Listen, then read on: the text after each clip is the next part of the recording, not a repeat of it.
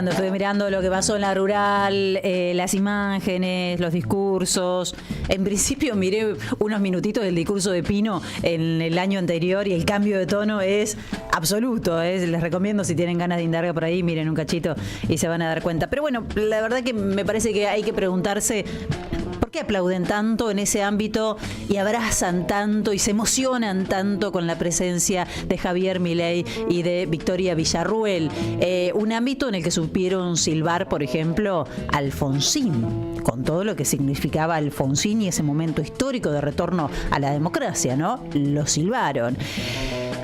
Por ahí me parece que hay que buscar la respuesta. Lo abrazan, lo aplauden, pero el tipo ni siquiera les eliminó las retenciones. Quizás, me pregunto, un poco de nostalgia en esos sectores por todo lo que representan ideológicamente Milei y Villarruel. Un Milei denigrando al socialismo, eso hizo cuando agarró el micrófono, empezó a hablar del socialismo, que no entiende nada de economía. Eso les resulta muy atractivo. Tienen muchos puntos en común como para pelearse solo para las retenciones, y ustedes saben lo que implican las retenciones, el bolsillo para el campo, ¿no? Nicolás Pino habla de quién hace la riqueza y del aporte del campo para eliminar la pobreza, supuestamente generando trabajo. Bueno, primero hay que decir que la riqueza no la genera el dueño del campo solamente, podría decir, ¿no? La generan los que trabajan la tierra, que no siempre son dueños de tierra, no siempre tienen acceso al campo. A veces sí, los dueños trabajan las tierras, otras veces no. Hay realidades bastante diversas. Siempre hablamos, en un rato vamos a hablar con Peretti de nuevo, de que no hay un solo campo, ¿no? Hay varios campos en la Argentina. Pero la riqueza, insisto, la genera quien trabaja la tierra, y aunque a Pino y a esa oligarquía del agro les cueste reconocerlo, entre todos los bancamos a ustedes también. Ellos que hablan de los planes, se fue la plata de nuestras retenciones en planes, no hicieron nada. Bueno, entre todos bancamos al campo también, en más de una oportunidad, todo el tiempo, con todos los beneficios a los que acceden, ¿no? Mientras, hay que decir, revientan nuestra tierra, la tierra de todos, porque sufrimos lo dañino de las formas de producción que eligen para tener mayor rentabilidad. Pero también les cuesta mucho a ellos pensar en el medio ambiente. Para llorar un poco el discurso mencionan de pasada, ¿no? Pero les cuesta un montón pensar en el medio ambiente, pensar en la salud, pensar en la alimentación. La alimentación no solo como un commodity que se vende, ¿no? Primero ellos piensan en eso, en commodities, y piensan en dólares. Habló de los pueblos originarios cuando se refirió a la Patagonia, como si en realidad, no quiero ser peyorativa con Pino, pero sacó a pasear su ignorancia y trató de delincuentes o criminales a quienes reclaman por tierras en la Patagonia más que pobladores originarios. Bueno, hizo alguna distinción de ese tipo. Pero vuelvo al tema de los trabajadores y a quienes generan la riqueza. Los trabajadores generan la riqueza, pero no se hacen ricos, y esto sucede no solo en el campo, ¿no? No estoy diciendo nada nuevo. Pero me quiero detener en lo que ocurre con los trabajadores del campo, porque además de generar riqueza, no dejan de ser pobres. Escuchá estos números, según el INDEC, son números oficiales de principios de año, de febrero. El campo es el sector con mayor actividad informal en lo laboral, ¿sí? Son los que más negrean, que se los voy a decir en esos términos, sé que está mal decir negrean, pero son los que más precarizan a los trabajadores, vamos a usar ese término que está bien, son los que más precarizan a los trabajadores. Hay un relevamiento entre 16 actividades, bueno, el campo es el que más precariza. Hay 917.000 asalariados, trabajadores, casi 1 millón, y entre ellos apenas 329.000 están registrados. ¿Se entiende? De 917.000, solo 329.000 están registrados. Los otros están en una situación de informalidad. En términos porcentuales, el nivel de informalidad en este rubro llega al 64,12%. ¿De qué riqueza está hablando Pino?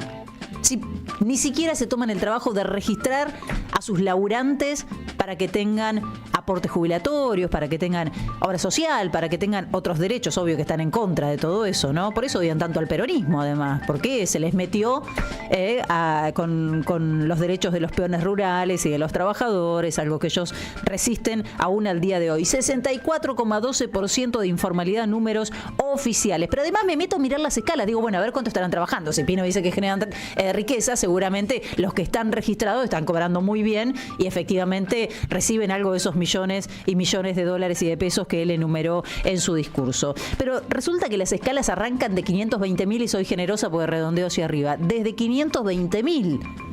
Y la más alta apenas pasa los 600.000. La línea de pobreza, Jair, no me vas a dejar mentir, está arriba de los 700. Los trabajadores no serían los que se enriquecen de la soja, ¿no? En este caso no, aparentemente. La línea de pobreza, o sea que tienen a los trabajadores en su mayoría informalizados y los que están registrados son pobres.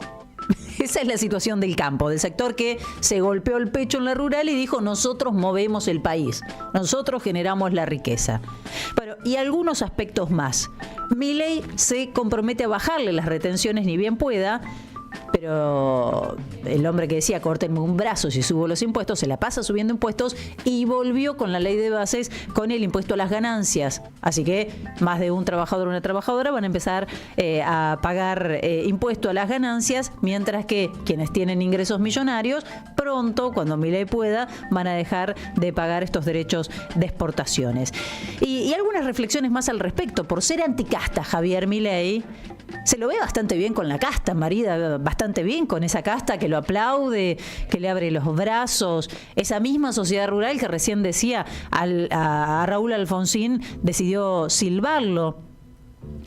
Porque, insisto, lo que une a esa derecha de la sociedad rural con Milei excede lo económico, como ocurría también con Macri. Lo aplaudían aún perdiendo plata.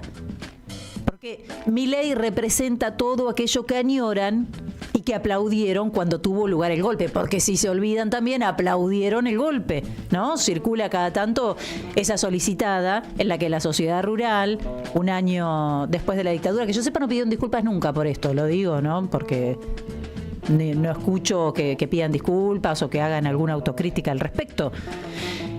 El 24 de marzo de 1977, cuando se cumplía un año de la dictadura, y no pueden decir que no sabían lo que estaba pasando, ellos destacaron que los militares tomaron las riendas del país con patriótico empeño, esas fueron las palabras que utilizaron, y que habían logrado revertir la corrupción, la falta de autoridad del desgobierno, el crimen como medio político, y señalaban también la inflación descontrolada y el desorden fiscal que reinaba, ¿no? Digo, cuántos parecidos entre aquel comunicado y mucho de lo que hoy le aplauden a Javier Milei. Por si queda alguna duda, lo voy a decir, este gobierno no estamos en una dictadura. Sí es un gobierno autoritario. Este es un gobierno autoritario, pero fue elegido por el voto popular, fue elegido democráticamente, algo que todavía tendremos que seguir tratando de comprender cómo es que elegimos a nuestros propios verdugos, pero esa es otra historia y me parece esta una aclaración necesaria. Es un gobierno autoritario el de Javier Milei, reivindicador de la dictadura, pero fue elegido democráticamente. Pero el modelo económico, el perfil ideológico y los beneficiarios de este modelo son los mismos que aplaudían en el 77. Los que aplauden en la sociedad rural son los mismos que aplaudían en el 77. Y por si queda alguna duda, y con esto cierro, los damnificados, yo prefiero decirles o decirnos, las víctimas de este modelo también son las mismas que en aquel entonces.